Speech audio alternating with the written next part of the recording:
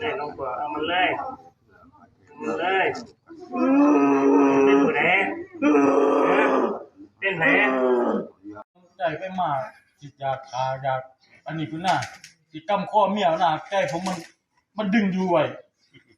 มันดึงอยู่ดึงยังคือว่ารักน้ำเพื่อนเขาพังไว้ผมไปคุ้นหาก็บ่เห็นไปหาหลวงพ่อบ้านนั้นแล้วก็ว่าคุ้นหาก็บ่เห็นก็เลยได้ยินข่าวโทรไปหาลุงล่ะให้มาที่ผมก็บ่เคยเจอจังซี่บ่เทื่อผมคือเสด็จขึ้นเลย